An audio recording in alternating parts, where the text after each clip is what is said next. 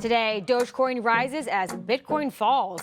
And we sit down with Wall Street execs who jumped to crypto to find out how they're weathering the industry's downturn.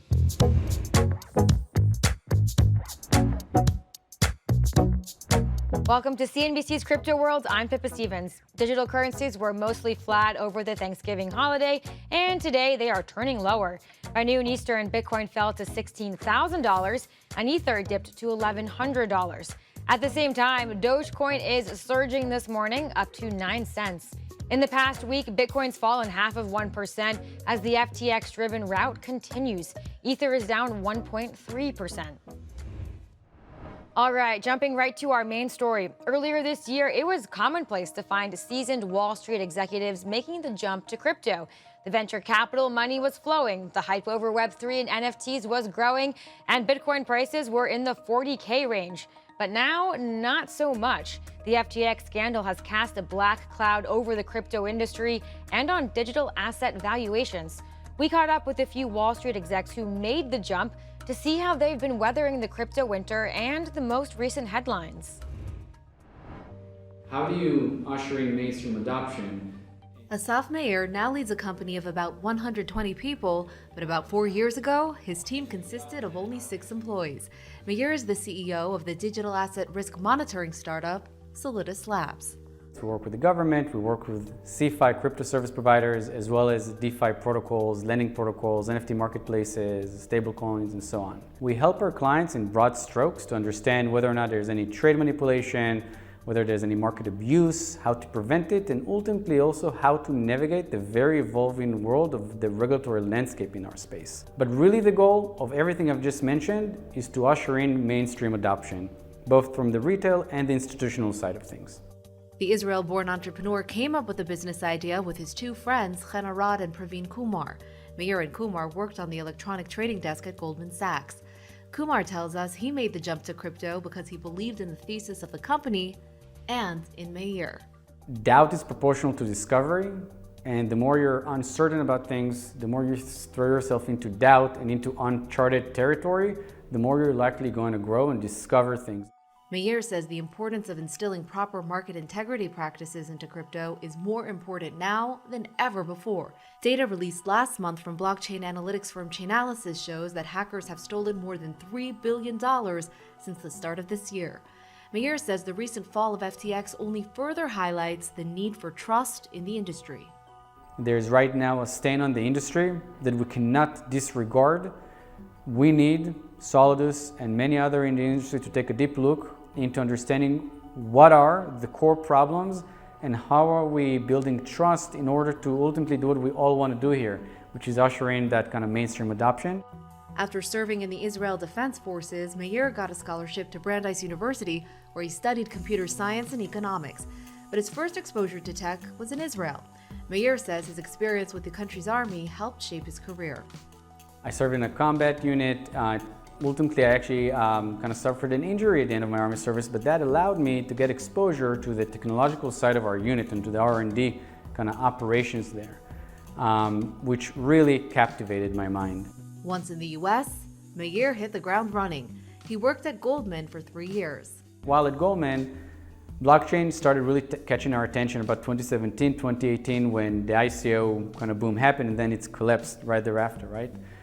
And I was really intrigued by the opportunities this new economy might present. I mean, at the time, did you realize there was risk associated with this move, jumping from? Yeah, of course. At the time, I think there was a lot of conversation around, is crypto a thing?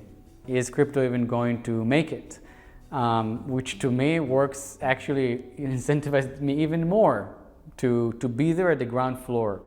As the company evolved, Solidus onboarded more team members from TradFi. We're from Goldman, Morgan Stanley, and JP Morgan. In May, Solidus Labs raised $45 million in a Series B funding round.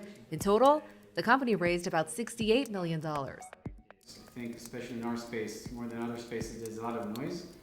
Meir says he welcomes more people from TradFi to help ensure the success of the crypto space.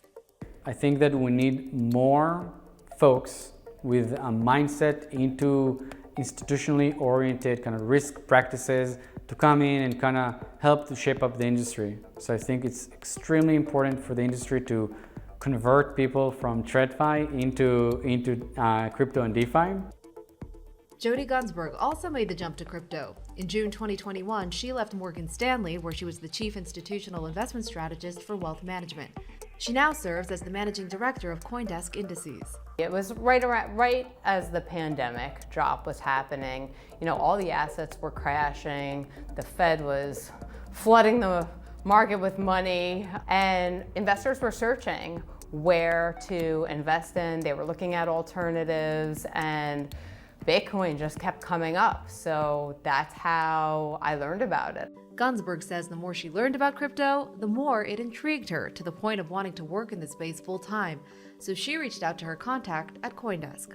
And I was the first index employee to be hired, and it's been really exciting to build out this team and develop the world's first crypto indices that are based on different sectors and multi-strategies. Gunsberg made several job jumps in her career, which included working in equities and commodities. But each time she made a switch, the industry she joined was embroiled in some sort of turmoil. My first step into equities started not unlike at CoinDesk. Right before a crisis was about to happen, I joined equities at Treehouse Capital Management in April 2001.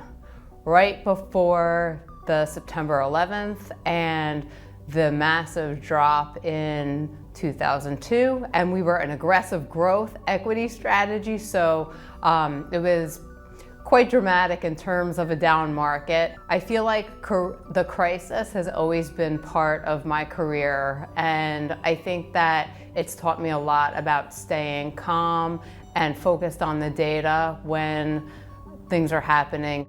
And she says that experience in TradFi helped prepare her for the leverage blowups and fraudulence activity she has been exposed to in crypto, most recently with the collapse of FTX.